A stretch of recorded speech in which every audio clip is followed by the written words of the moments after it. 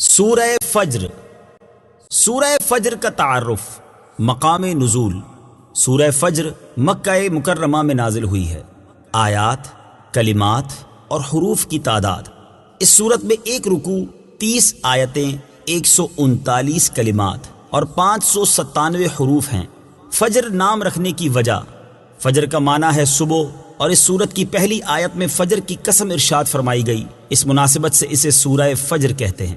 سورہ فجر کے مضامین: اس سورہ مبارکہ کا مرکزی مضمون یہ ہے کہ اس میں 5 عظمت والی اشیاء کی قسم بیان کر کے کفار کو سمجھایا گیا ہے، اور سمجھانے کے لیے گزشتہ اقوام کا اپنی قوت و طاقت کے باوجود عذاب الہی کا شکار ہونے کو بیان کیا گیا ہے۔ نیز اس صورت میں یہ مضامین بیان ہوئے ہیں: نمبر 1، غافلوں کی غفلت، ان کی فطرت اور کردار کا بیان ہے۔ نمبر 2، برائیوں کی جڑ یعنی مال کی محبت اور اس کے اثرات کا تذکرہ ہے۔ نمبر 3، پھر قیامت کی ہولناکیوں اور عذاب الہی کی شدت کا بیان ہے۔ نمبر 4، آخر میں مخلصین و مومنین کے انعام و اکرام کا ذکر ہے۔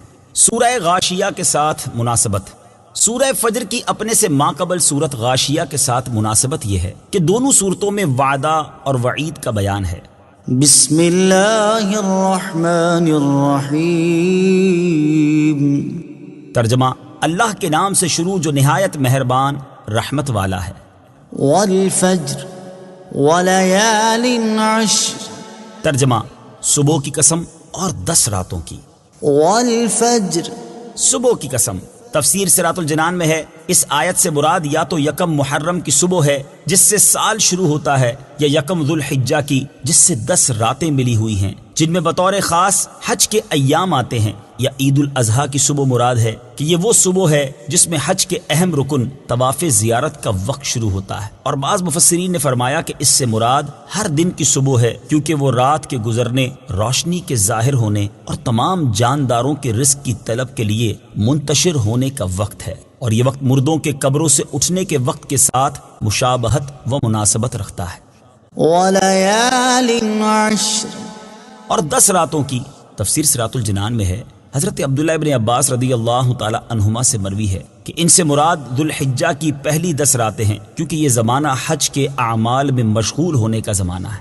ذوالحجہ کے ابتدائی 10 دنوں کے فضائل: حدیث شریف میں اس عشرے کی بہت فضیلتیں وارد ہوئی ہیں، یہاں ان میں سے 2 فضائل ملاحظہ ہوں۔ چنانچہ نمبر 1، حضرت عبداللہ ابن عباس رضی اللہ تعالی عنہما سے روایت ہے، اور یہ حدیث پاک ترمذی شریف میں ہے، رسول اللہ صلی اللہ تعالی علیہ وآلہ وسلم نے ارشاد فرمایا: اللہ تعالیٰ کے نزدیک ان 10 دنوں کے مقابلے میں کسی دن کا عمل زیادہ محبوب نہیں۔ صحابہ کرام رضی اللہ تعالی عنہم نے عرض کی: یا رسول اللہ صلی اللہ تعالی علیہ وسلم، کیا اللہ تعالیٰ کے راستے میں جہاد بھی نہیں؟ ارشاد فرمایا: ہاں، جہاد بھی نہیں، البتہ وہ شخص جو اپنی جان اور مال کے ساتھ اللہ تعالیٰ کی راہ میں نکلا، پھر ان میں سے کسی چیز کے ساتھ واپس نہ ہوا، یعنی شہید ہو گیا، تو اس کا یہ عمل افضل ہے۔ نمبر 2، حضرت ابو ہریرہ رضی اللہ تعالی عنہ سے روایت ہے، اور یہ حدیث بھی ترمذی شریف میں ہے، رسول کریم صلی اللہ تعالی علیہ وآلہ وسلم نے ارشاد فرمایا: جن دنوں میں اللہ تعالیٰ کی عبادت کی جاتی ہے ان میں سے کوئی دن ذوالحجہ کے 10 دنوں سے زیادہ پسندیدہ نہیں۔ ان میں سے ممنوع دنوں کے علاوہ ہر دن کا روزہ 1 سال کے روزوں اور ہر رات کا قیام لیلۃ القدر کے قیام کے برابر ہے۔ حضرت عبداللہ ابن عباس رضی اللہ تعالی عنہما سے یہ بھی مروی ہے کہ آیت میں مذکور ان راتوں سے رمضان کے آخری عشرے کی راتیں مراد ہیں، کیونکہ ان میں اعتکاف مسنون ہے اور انہی راتوں میں لیلۃ القدر آتی ہے۔ رمضان کے آخری عشرے کی اہمیت: تاجدار رسالت صلی اللہ تعالی علیہ وآلہ وسلم رمضان کے آخری عشرے میں خاص طور پر اعتکاف فرماتے، اس کی طاق راتوں میں شب قدر تلاش کرنے کی ترغیب دیتے، اور اللہ تعالیٰ کی عبادت کرنے میں خوب جد و جہد فرماتے تھے۔ چنانچہ حضرت عائشہ صدیقہ رضی اللہ تعالی عنہا فرماتی ہیں، حضور اقدس صلی اللہ تعالی علیہ وآلہ وسلم رمضان کے آخری عشرے میں اعتکاف فرماتے اور فرمایا کرتے کہ شب قدر کو رمضان کے آخری عشرے میں تلاش کرو۔ نیز حضرت عائشہ صدیقہ رضی اللہ تعالی عنہا فرماتی ہیں، مسلم شریف کی حدیث ہے، حضور پرنور صلی اللہ تعالی علیہ وآلہ وسلم رمضان کے آخری عشرے میں باقی دنوں کی بنسبت عبادت میں زیادہ جد و جہد کرتے تھے۔ بعض مفسرین نے فرمایا کہ آیت میں مذکور ان راتوں سے مراد محرم الحرام کے پہلے عشرے کی 10 راتیں ہیں، کہ ان 10 دنوں میں انبیاء کرام علیہم الصلوۃ والسلام کے بڑے بڑے واقعات رونما ہوئے، اور اس عشرے میں عاشورہ کا دن بھی ہے۔ عاشورہ کے فضائل: یہاں عاشورہ کے 2 فضائل بھی ملاحظہ ہوں۔ بخاری شریف کی حدیث ہے، نمبر 1، حضرت عبداللہ ابن عباس رضی اللہ تعالی عنہما فرماتے ہیں جب رسول کریم صلی اللہ تعالی علیہ وآلہ وسلم مدینہ منورہ تشریف لائے تو یہودیوں کو دیکھا کہ وہ عاشورہ کے دن روزہ رکھے ہوئے ہیں۔ آپ نے ارشاد فرمایا یہ کیا ہے؟ انہوں نے عرض کی یہ ایک عظمت والا دن ہے اور یہ وہ دن ہے جس میں اللہ تعالیٰ نے بنی اسرائیل کو ان کے دشمن سے نجات دی، تو اس دن شکرانے کے طور پر حضرت موسیٰ علیہ السلام نے روزہ رکھا۔ حضور پر نور صلی اللہ تعالی علیہ وآلہ وسلم نے ارشاد فرمایا میں حضرت موسیٰ علیہ السلام کی موافقت کرنے میں تم سے زیادہ حقدار ہوں، چنانچہ آپ نے خود بھی روزہ رکھا اور اس دن روزہ رکھنے کا حکم بھی ارشاد فرمایا۔ نمبر 2، مسلم شریف کی حدیث ہے، حضرت ابو قتادہ رضی اللہ تعالی عنہ سے روایت ہے، رسول اکرم صلی اللہ تعالی علیہ وآلہ وسلم نے ارشاد فرمایا مجھے اللہ تعالیٰ پر گمان ہے کہ عاشورہ کا روزہ 1 سال پہلے کے گناہ مٹا دیتا ہے۔ نوٹ، یاد رہے کہ جو عاشورہ کے دن روزہ رکھنا چاہے تو اسے چاہیے کہ وہ 9 محرم یا 11 محرم کا روزہ بھی رکھے تاکہ یہودیوں کی مخالفت ہو سکے، جیسا کہ حدیث پاک میں ہے۔ حضور پر نور صلی اللہ تعالی علیہ وآلہ وسلم نے ارشاد فرمایا عاشورہ کے دن کا روزہ رکھو اور اس میں یہودیوں کی اس طرح مخالفت کرو کہ اس سے پہلے یا بعد میں بھی 1 دن کا روزہ رکھو۔ والشفع والوتر واللیل اذا یسر۔ ترجمہ، اور جفت اور طاق کی قسم اور رات کی جب چل پڑے۔ والشفع والوتر، اور جفت اور طاق کی قسم۔ تفسیر صراط الجنان میں ہے جفت اور طاق سے کیا مراد ہے؟ اس بارے میں مفسرین کے متعدد اقوال ہیں، ان میں سے 4 اقوال ملاحظہ ہوں۔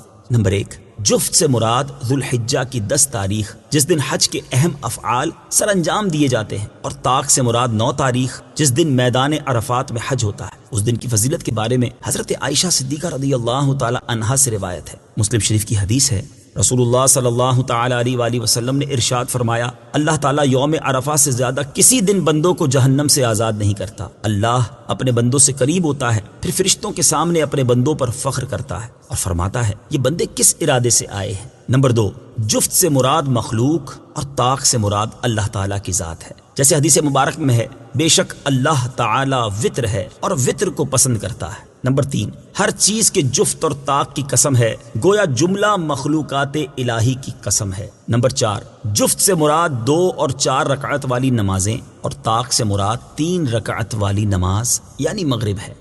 واللیل اذا یسر، اور رات کی جب چل پڑے۔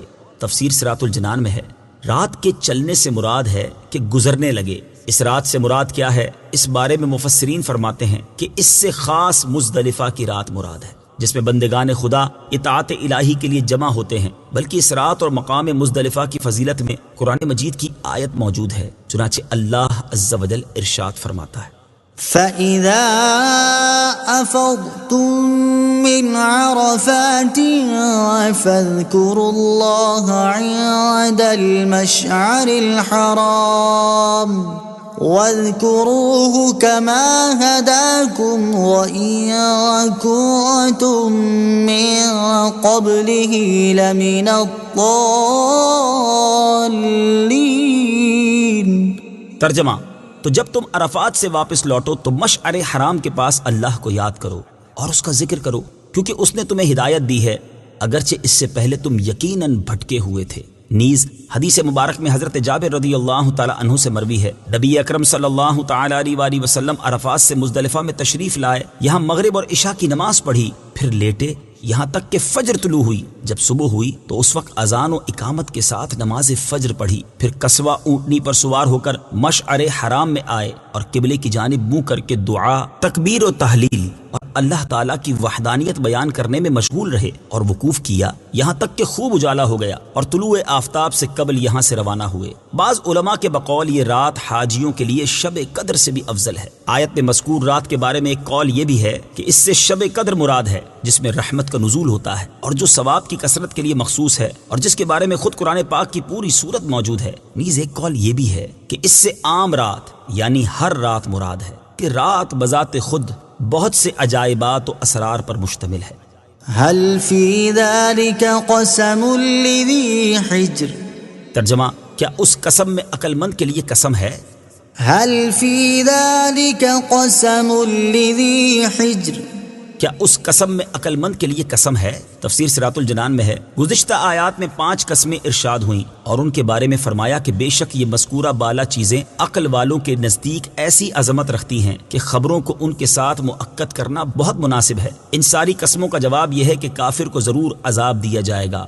اس جواب قسم پر اگلی آیتیں دلالت کرتی ہیں۔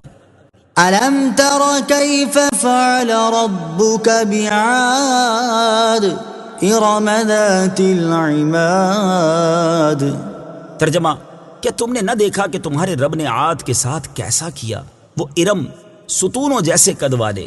أَلَمْ تَرَ، کیا تم نے نہ دیکھا؟ تفسیر صراط الجنان میں ہے، متعدد قسموں کے بعد جواب قسم یہ تھا کہ کافروں کو عذاب دیا جائے گا۔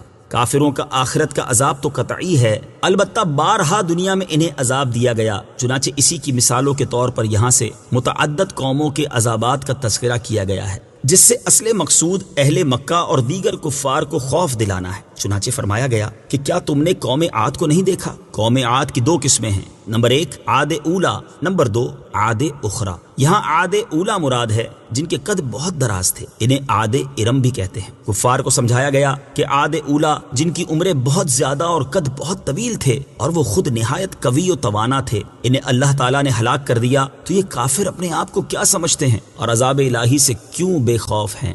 التي لم يخلق مثلها في البلاد۔ ترجمہ، کہ ان جیسا شہروں میں پیدا نہ ہوا۔ التي لم يخلق مثلها في البلاد، کہ ان جیسا شہروں میں پیدا نہ ہوا۔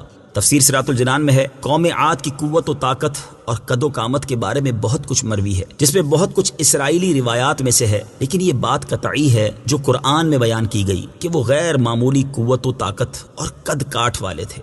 شداد کا بنایا ہوا شہر، زور و قوت اور طویل قامت میں عاد کے بیٹوں میں سے شداد بھی ہے، جس نے دنیا پر بادشاہت کی اور تمام بادشاہ اس کے مطیع ہو گئے، اور اس نے جنت کا ذکر سن کر سرکشی کے طور پر دنیا میں جنت بنانی چاہی، اور اس ارادے سے ایک شہر عظیم بنایا جس کے محل سونے چاندی کی اینٹوں سے تعمیر کیے گئے، اور زبرجد اور یاقوت کے ستون اس کی عمارتوں میں نصب ہوئے، اور ایسے ہی فرش مکانوں اور رستوں میں بنائے گئے، سنگریزوں کی جگہ آبدار موتی بچھائے گئے، ہر محل کے گرد جواہرات پر نہریں جاری کی گئی، قسم قسم کے درخت حسن تزئین کے ساتھ لگائے گئے۔ جب یہ شہر مکمل ہوا تو شداد بادشاہ اپنے اعیان سلطنت کے ساتھ اس کی طرف روانہ ہوا۔ جب ایک منزل فاصلہ باقی رہا تو آسمان سے ایک ہولناک آواز آئی، جس سے اللہ تعالیٰ نے ان سب کو ہلاک کر دیا۔ حضرت امیر معاویہ رضی اللہ تعالیٰ عنہ کے عہد میں حضرت عبداللہ بن کلابہ رضی اللہ تعالیٰ عنہ صحرائے عدن میں اپنے گمے ہوئے اونٹ کو تلاش کرتے ہوئے اس شہر میں پہنچے اور اس کی تمام زیب و زینت دیکھی اور کوئی رہنے بسنے والا نہ پایا۔ تھوڑے سے جواہرات وہاں سے لے کر چلے آئے۔ یہ خبر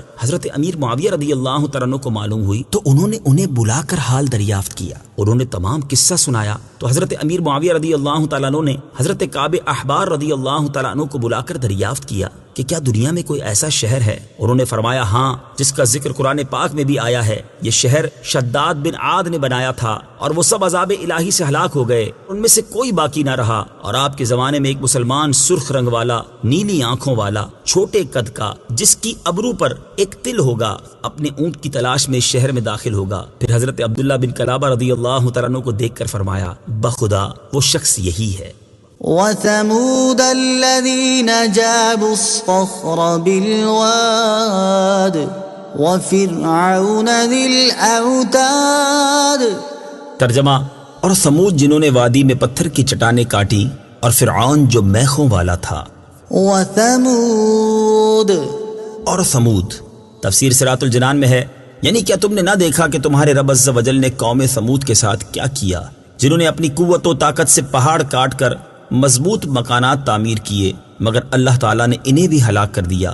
قوم ثمود قوم عاد کے چچا زاد تھے، حجاز و شام کے درمیان آباد تھے، حجر سے وادی قرا تک بہت سے بڑے بڑے شہر آباد کیے تھے، سنگ تراشی میں استاذ تھے، بہت قداور اور مالدار تھے۔ حضرت صالح علیہ الصلوۃ والسلام ان میں نبی ہو کر تشریف لائے اور آپ کی مخالفت کی وجہ سے کفار ثمود ہلاک ہوئے۔ اور فرعون۔ تفسیر صراط الجنان میں ہے، یعنی کیا تم نے نہ دیکھا کہ تمہارے رب عز و جل نے فرعون کے ساتھ کیا کیا، جو میخوں میں گاڑ کر سزائیں دینے والا تھا، فرعون نے جس کو سزا دینا ہوتی اس کے ہاتھ پاؤں میخوں سے باندھ دیتا یا ہاتھ پاؤں میں ہی میخیں گاڑ دیتا تھا۔ الذين طغوا في البلاد فأكثروا فيها الفساد فصب عليهم ربك سوط عذاب۔ ترجمہ، جنہوں نے شہروں میں سرکشی کی پھر ان میں بہت فساد پھیلایا تو ان پر تمہارے رب نے عذاب کا کوڑا برسایا۔ الذين طغوا في البلاد، جنہوں نے شہروں میں سرکشی کی۔ تفسیر صراط الجنان میں ہے، ابو پر بیان کردہ قوم عاد، قوم ثمود، فرعون کے بارے میں فرمایا کہ انہوں نے شہروں میں سرکشی کی اور معصیت و گمراہی میں انتہا کو پہنچے اور عبدیت کی حد سے گزر گئے کہ فرعون نے تو بندگی کی حد سے گزر کر خدائی کا دعویٰ کر دیا، نیز انہوں نے کفر، قتل اور ظلم کے ذریعے زمین میں فساد برپا کیا، تو ان کا جو انجام ہوا وہ اگلی آیت میں مذکور ہوا کہ ان پر اللہ تعالیٰ نے عذاب کا کوڑا برسایا اور مختلف طرح کے عذابوں میں مبتلا کیا جنہوں نے انہیں ہلاک کر دیا۔ ان ربك لبالمرصاد، ترجمہ، بے شک تمہارا رب دیکھ رہا ہے۔ ان ربك لبالمرصاد، بے شک تمہارا رب دیکھ رہا ہے۔ تفسیر صراط الجنان میں ہے، اس آیت میں گزشتہ قوموں کا احوال ہو سکتا ہے کہ وہ اللہ تعالیٰ سے پوشیدہ نہ تھے، بلکہ ان کا ہر حال اللہ تعالیٰ پر کھلا ہوا تھا اور انہیں ان کی حرکات کی وجہ سے ہی عذاب دیا گیا، اور یوں ہی موجودہ اور آئندہ کے سارے لوگ بھی اللہ تعالیٰ کی نگہبانی میں ہیں کہ ان میں سے کوئی اللہ تعالیٰ پر پوشیدہ نہیں، اور ہر ایک کا ہر عمل، ہر حال، ہر حرکت اللہ تعالیٰ کے سامنے ہے۔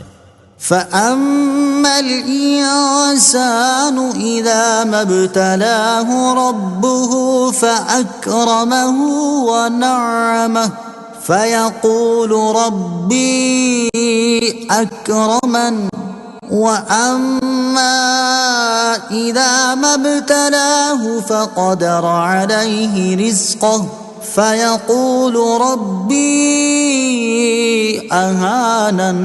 ترجمہ، بہرحال آدمی کو جب اس کا رب آزمائے کہ اس کو عزت اور نعمت دے تو اس وقت تو کہتا ہے کہ میرے رب نے مجھے عزت دی، اور بہرحال جب اللہ بندے کو آزمائے اور اس کا رزق اس پر تنگ کر دے تو کہتا ہے کہ میرے رب نے مجھے ذلیل کر دیا۔ فَأَمَّا الْإِنسَانُ، بہرحال آدمی۔ تفسیر صراط الجنان میں ہے، یہاں سے انسان کی آزمائش کا بیان کیا گیا ہے کہ اللہ تعالیٰ بندوں کو مال و دولت اور نعمت و عزت دے کر بھی آزماتا ہے اور واپس لے کر بھی آزماتا ہے۔ اس میں مومن و مخلص اور مطیع و فرما بردار تو ہر حال میں اللہ تعالیٰ کی رضا پر راضی رہتا ہے کہ نعمت پر شکر کرتا ہے اور مصیبت پر صبر، لیکن غافل اور جاہل کا طرز عمل اس کے برخلاف ہوتا ہے کہ اگر اسے نعمت و عزت کے ذریعے آزمایا جائے تو وہ خود پسندی کا شکار ہو جاتا ہے اور اس نعمت پر اللہ تعالیٰ کا شکر ادا کرنے اور اسے اللہ تعالیٰ کا فضل و احسان قرار دینے کی بجائے اپنا حق سمجھتا ہے اور اپنا کمال قرار دیتا ہے، اور اس دنیاوی مال و دولت کو اللہ تعالیٰ کے ہاں مقبولیت کی دلیل قرار دیتا ہے۔ اس کے برعکس جب اللہ تعالیٰ اسے رزق کی تنگی میں مبتلا کر کے یا دوسری تکالیف کے ذریعے آزماتا ہے تو اللہ تعالیٰ سے شکوہ و شکایت کرتا ہے اور ہر ایک کے سامنے جا کر واویلا کرتا ہے، اور مال و دولت کی اس کمی کو اللہ تعالیٰ کے ہاں مردودیت کی علامت سمجھتا ہے۔ یہ تمام کا تمام طرز عمل حقیقی مسلمان کی شان کے برخلاف ہے کہ سچے مسلمان کو اگر مال و دولت اور عزت ملتی ہے تو وہ اسے اپنا ذاتی استحقاق قرار دینے کی بجائے خالصتاً اللہ تعالیٰ کی نعمت اور اس کا فضل قرار دیتا ہے، اور اگر کوئی مصیبت آتی ہے تو اسے اپنے گناہوں کا نتیجہ یا خدائی آزمائش قرار دے کر اللہ تعالیٰ کی رضا پر راضی رہتا ہے۔ یوں ہی سچے مسلمان مال و دولت کی کثرت کو اللہ تعالیٰ کے ہاں مقبولیت اور قلت کو مردودیت کی دلیل نہیں سمجھتے، بلکہ ان کے نزدیک مقبولیت کا معیار تقوی ہے اور مردودیت کا سبب نافرمانی ہے۔ ان آیات مبارکہ میں جو طرز عمل بیان کیا گیا ہے یہ حقیقتاً کفار کا ہے، لیکن افسوس کہ آج کل کے بہت سے نام نہاد مسلمان بھی غیر مسلموں کی دنیاوی ترقی سے مرعوب ہو کر ایسی سوچ بنا لیتے ہیں کہ اگر کفار مردود ہیں تو اتنی نعمت و ترقی میں کیوں ہیں؟ اور اگر مسلمان مقبول ہیں تو اتنی ذلت و پستی میں کیوں ہیں؟ حالانکہ بات بالکل واضح ہے کہ مسلمان کی موجودہ پستی اسلام کی وجہ سے نہیں بلکہ ترک اسلام کی وجہ سے ہے، یعنی اسلامی تعلیمات چھوڑنے کی وجہ سے ہے، اور کفار کی ترقی ان کے کفر کی وجہ سے نہیں بلکہ زندگی گزارنے کی جو حقیقی اسلامی تعلیمات ہیں ان میں بہت ساری چیزوں پر عمل کی وجہ سے ہے۔ كلا بل لا تكرمون اليتيم ولا تحاضون على طعام المسكين۔ ترجمہ: ہرگز نہیں، بلکہ تم یتیم کی عزت نہیں کرتے اور آپس میں ایک دوسرے کو مسکین کے کھلانے کی ترغیب نہیں دیتے۔ كلا بل لا تكرمون اليتيم، ہرگز نہیں، بلکہ تم یتیم کی عزت نہیں کرتے۔ تفسیر صراط الجنان میں ہے، ارشاد فرمایا کہ عزت و ذلت کا معیار وہ ہرگز نہیں جو تم نے سمجھ رکھا ہے کہ عزت دولت کی وجہ سے اور ذلت غربت کی وجہ سے ہوتی ہے۔ مال و دولت کی یہ تقسیم تو اللہ تعالیٰ کی حکمت ہے کہ کبھی کسی حکمت سے دشمن کو دولت دے دیتا ہے اور کبھی مخلص بندے کو فقر و فاقہ میں مبتلا کر دیتا ہے۔ اصل عزت و ذلت کا معیار طاعت و معصیت پر ہے، لیکن کفار اس حقیقت کو نہیں سمجھتے، اور یوں ہی ان کے جاہل مقلد بھی اس حقیقت کو نہیں سمجھتے۔ تم میں سے اللہ تعالیٰ کی بارگاہ میں جو ذلیل ہے وہ نہیں جو مال کی کمی کا شکار ہے، بلکہ اللہ تعالیٰ کے ہاں تمہاری ذلت کا سبب یہ ہے کہ تم یتیم کی عزت نہیں کرتے اور دولت مند ہونے کے باوجود ان کے ساتھ اچھے سلوک نہیں کرتے اور انہیں ان کے حقوق نہیں دیتے جن کے وہ وارث ہیں۔ مقاتل نے کہا کہ امیہ بن خلف کے پاس قدامہ بن مظعون یتیم تھے، وہ انہیں ان کا حق نہیں دیتا تھا۔ اس پر یہ آیت مبارک نازل ہوئی۔ ولا تحاضون على طعام المسكين،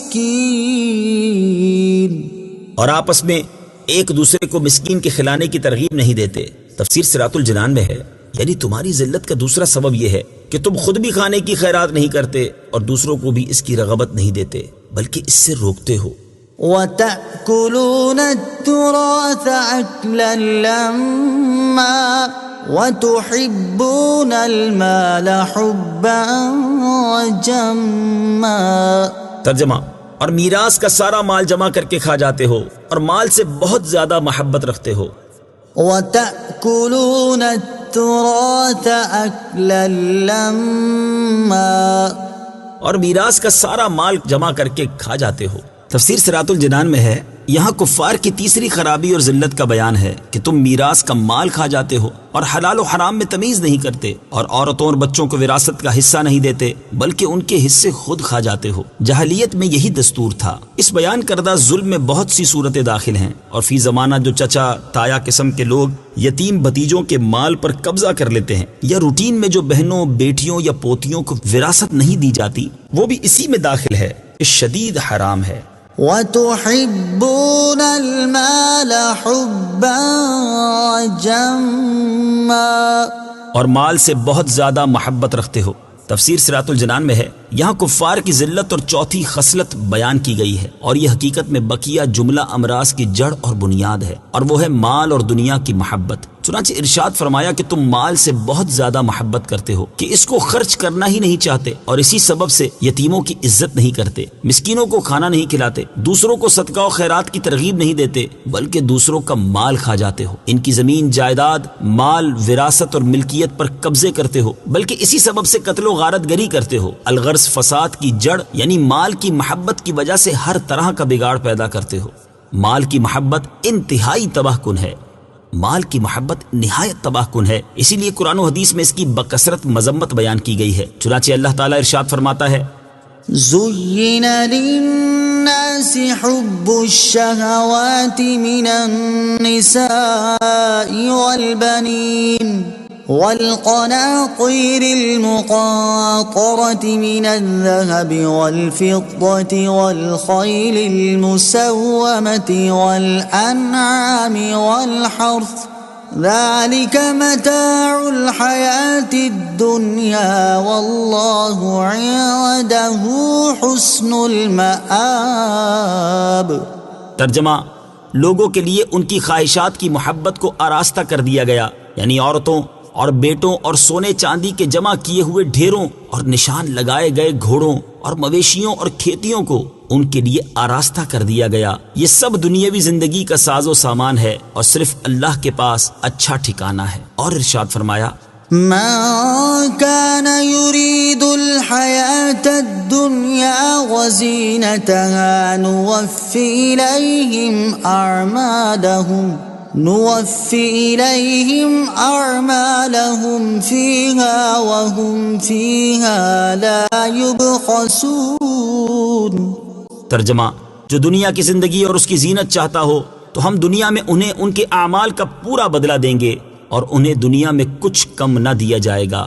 اور ارشاد فرمایا من كان يريد حرث الآخرة نزد له في حرثه ومن كان يريد حرث الدنيا نؤته منها وما له في الآخرة من نصيب۔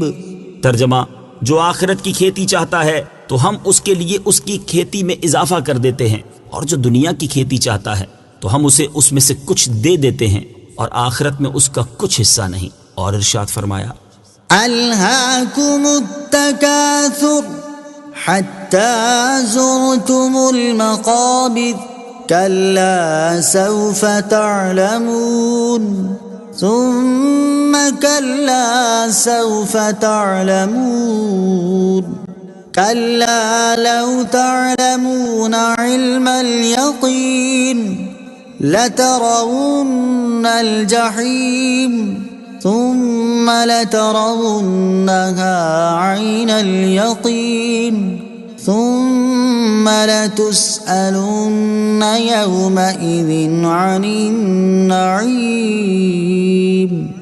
ترجمہ، زیادہ مال جمع کرنے کی طلب نے تمہیں غافل کر دیا یہاں تک کہ تم نے قبروں کا منہ دیکھا۔ ہاں اب جلد جان جاؤ گے، پھر یقیناً تم جلد جان جاؤ گے۔ یقیناً اگر تم یقینی علم کے ساتھ جانتے تو مال سے محبت نہ رکھتے۔ بے شک تم ضرور جہنم کو دیکھو گے، پھر بے شک تم ضرور اسے یقین کی آنکھ سے دیکھو گے، پھر بے شک ضرور اس دن تم سے نعمتوں کے متعلق پوچھا جائے گا۔ اور ام المومنین حضرت عائشہ رضی اللہ تعالی عنہا سے روایت ہے، رسول اللہ صلی اللہ تعالی علیہ وآلہ وسلم نے ارشاد فرمایا، اگر ابن آدم کے پاس سونے کی 2 وادیاں ہوں تو اس کے باوجود وہ یہ پسند کرے گا کہ اس کے پاس تیسری سونے کی وادی بھی ہو۔ ابن آدم کا پیٹ مٹی ہی بھر سکتی ہے، اور جو توبہ کرے اللہ تعالیٰ اس کی توبہ قبول فرماتا ہے۔ حضرت عبداللہ ابن عباس رضی اللہ تعالی عنہما سے روایت ہے، بخاری شریف کی حدیث ہے، حضور اقدس صلی اللہ تعالی علیہ وآلہ وسلم نے ارشاد فرمایا، اگر آدمی کے پاس اتنا مال ہو جس سے میدان بھر جائے تو وہ ضرور چاہے گا کہ اس کے پاس اور مال ہو، اور آدمی کی آنکھ کو مٹی ہی بھر سکتی ہے۔ حضرت ابو ہریرہ رضی اللہ تعالیٰ عنہ سے روایت ہے، بخاری شریف کی حدیث ہے، نبی اکرم صلی اللہ تعالی علیہ وآلہ وسلم نے ارشاد فرمایا، دینار و درہم کے بندے نیز ریشمی چادروں اور اونی کپڑوں کے بندے ہلاک ہوئے، کیونکہ اگر یہ چیزیں انہیں دے دی جائیں تو وہ راضی ہو گئے، اور اگر نہ دی جائیں تو وہ راضی نہیں ہوتے۔ البتہ یہاں یہ یاد رہے کہ آیت میں فرمایا گیا کہ تم مال سے بہت زیادہ محبت کرتے ہو۔ اس سے معلوم ہوا کہ مال کی محبت مطلقاً بری نہیں، بلکہ بہت گہری محبت بری ہے۔ گہری محبت کی کئی صورتیں ہیں، جہاں خرچ کرنا ضروری ہے وہاں بھی خرچ نہ کرے، حلال و حرام میں تمیز باقی نہ رکھے، سوتے جاگتے مال حاصل کرنے کی فکر میں رہے، مال کی طلب میں آخرت سے بے پرواہ اور اللہ اور رسول سے غافل ہو جائے، مال طلبی میں فرائض و واجبات ترک کر دے، وغیرہ۔ كلا إذا دكت الأرض دكا ودكا۔ ترجمہ، ہاں جب زمین ٹکرا کر پاش پاش کر دی جائے گی۔ كلا إذا دكت الأرض دكا ودكا۔ ہاں جب زمین ٹکرا کر پاش پاش کر دی جائے گی۔ تفسیر صراط الجنان میں ہے، یہاں سے قیامت آنے پر جو ہولناک واقعات رونما ہوں گے ان کا بیان کیا گیا ہے۔ چنانچہ وہاں کے تفصیلی واقعات کتب احادیث بلکہ خود قرآن پاک میں موجود ہیں، جیسے سورہ تکویر، سورہ انفطار، سورہ قیامہ، سورہ زلزال وغیرہ میں وہ احوال موجود ہیں۔ یہاں فرمایا گیا کہ زمین ٹکرا کر پاش پاش کر دی جائے گی، اور اس پر پہاڑ اور عمارت کسی چیز کا نام و نشان نہ رہے گا، نہ کوئی پہاڑ، نہ غار، نہ عمارت، نہ پلازے، نہ پل، نہ کچھ، اور یہ سب کچھ پہلے نفخے کے وقت ہوگا، جبکہ دوسرے نفخے پر زمین لوہے کی طرح سخت اور میدے کی روٹی کی طرح چکنی اور صاف ہو جائے گی۔ وجاء ربك والملك صفا صفا۔ ترجمہ، اور تمہارے رب کا حکم آئے گا اور فرشتے قطار در قطار آئیں گے۔ وجاء ربك والملك صفا صفا۔ اور تمہارے رب کا حکم آئے گا اور فرشتے قطار در قطار۔ یہاں قیامت کا دوسرا منظر بیان فرمایا گیا کہ تمہارے رب عز و جل کا حکم آئے گا اور فرشتے قطار در قطار آئیں گے۔ اللہ تعالیٰ کے لیے آنے کا بیان متشابہات میں سے ہے کہ اس کے لغوی معنی معلوم ہیں لیکن حقیقی مراد اللہ تعالیٰ جانتا ہے، اور علماء تعویل کے اعتبار سے رب عز و جل کے آنے سے مراد اس کے احکام کا آنا ہے، کیونکہ یہ قطعی ہے کہ اللہ تعالیٰ آنے جانے اور اس جیسے تمام عوارض سے پاک ہے، وہ مکان سے منزہ ہے، اور حکم الہی آنے سے مراد حساب و کتاب کا حکم اور لوگوں کا فیصلہ ہے، یعنی قیامت کے دن یہ احکام آئیں گے۔ اور جہاں تک فرشتوں کے آنے کا تعلق ہے تو میدان محشر میں ہر آسمان کے فرشتوں کی علیحدہ قطار، یا دوزخ کے ہر طبقے اور جنت کے تمام طبقوں کی علیحدہ قطاریں، یا مقرب فرشتوں یا اور اقسام کے فرشتوں کی علیحدہ علیحدہ قطاریں ہوں گی۔ وجيء يومئذ بجهنم يومئذ يتذكر الإنسان وأنى له الذكرى يقول يا ليتني قدمت لحياتي۔ ترجمہ، اور اس دن جہنم لائی جائے گی، اس دن آدمی سوچے گا اور اب اس کے لیے سوچنے کا وقت کہاں، کہے گا اے کاش کہ میں نے اپنی زندگی میں کوئی نیکی آگے بھیجی ہوتی۔ وجيء يومئذ بجهنم، اور اس دن جہنم لائی جائے گی۔ تفسیر صراط الجنان میں ہے قیامت کے دن جہنم کو لائے جانے کا منظر بڑا ہولناک ہے، چنانچہ مفسرین فرماتے ہیں کہ جہنم کی 70,000 باغیں ہوں گی اور ہر باغ پر 70,000 فرشتے جمع ہو کر اس کو کھینچیں گے، اور وہ جوش و غضب میں ہوگی، یہاں تک کہ فرشتے اس کو عرش کے بائیں جانب لائیں گے۔ اس روز سب نفسی نفسی کہتے ہوں گے سوائے حضور پر نور حبیب خدا سید انبیاء صلی اللہ تعالی علیہ وآلہ وسلم کے، کہ حضور اکرم صلی اللہ تعالی علیہ وآلہ وسلم یا رب امتی امتی فرماتے ہوں گے۔ جہنم حضور اقدس صلی اللہ تعالی علیہ وآلہ وسلم سے عرض کرے گی کہ اے سید عالم صلی اللہ تعالی علیہ وآلہ وسلم، آپ کا میرا کیا واسطہ؟ اللہ تعالیٰ نے آپ کو مجھ پر حرام کر دیا ہے۔ اس دن انسان سوچے گا اور اپنی غلطیوں، لغزشوں، خطاؤں اور گناہوں کو سمجھے گا، لیکن وہ وقت سوچنے کا نہیں ہوگا، اور اس وقت کا سوچنا سمجھنا کچھ بھی فائدہ نہ دے گا، اور اس سوچنے سے صرف حسرت حاصل ہوگی۔ اور اسی وجہ سے قیامت کا ایک نام یوم الحسرہ یعنی حسرت کا دن بھی ہے۔ يقول يا ليتني قدمت لحياتي، کہے گا اے کاش کہ میں نے اپنی زندگی میں کوئی نیکی آگے بھیجی ہوتی۔ تفسیر صراط الجنان میں ہے ارشاد فرمایا کہ قیامت کے دن آدمی کہے گا کہ اے کاش میں نے اپنی زندگی میں کوئی نیکی آگے بھیجی ہوتی۔ یہاں زندگی سے مراد یا دنیاوی زندگی ہے یا اخروی زندگی۔ پہلی صورت میں آیت کا مطلب یہ ہے کہ کاش میں دنیاوی زندگی میں کچھ نیکیاں کما کر آگے بھیج دیتا۔ دوسری صورت میں مطلب یہ ہے کہ کاش میں نے اس دائمی زندگی کے لیے کچھ بھیج دیا ہوتا۔ ساری عمر فانی زندگی کے لیے کمائی کی اور خدا کو یاد نہ کیا۔ کفار کے لیے یہ پچھتانا بھی عذاب ہوگا۔ دنیا میں نیکوکار مومن کا نادم ہونا درجات کی ترقی کا سبب ہے، اور گناہگار مومن کا پچھتانا توبہ ہے، مگر کافر کا قیامت میں پچھتانا محض عذاب ہے۔ فَيَوْمَئِذٍ لَا يُعَذِّبُ عَذَابَهُ أَحَدٌ وَلَا يُوثِقُ وَثَاقَهُ أَحَدٌ۔ ترجمہ، تو اس دن اللہ کے عذاب کی طرح کوئی عذاب نہیں دے گا اور اس کے باندھنے کی طرح کوئی نہ باندھے گا۔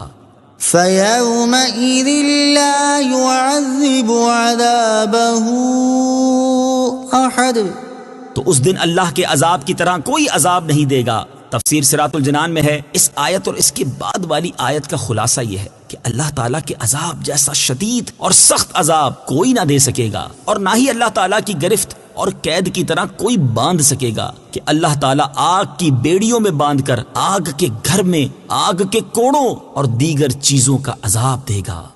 یا ایتها النفس المطمئنہ ارجعی الی ربک راضیۃ مرضیہ۔ ترجمہ: اے اطمینان والی جان، اپنے رب کی طرف اس حال میں واپس آ کہ تو اس سے راضی ہو، وہ تجھ سے راضی ہو۔ یا ایتھا النفس المطمئنہ،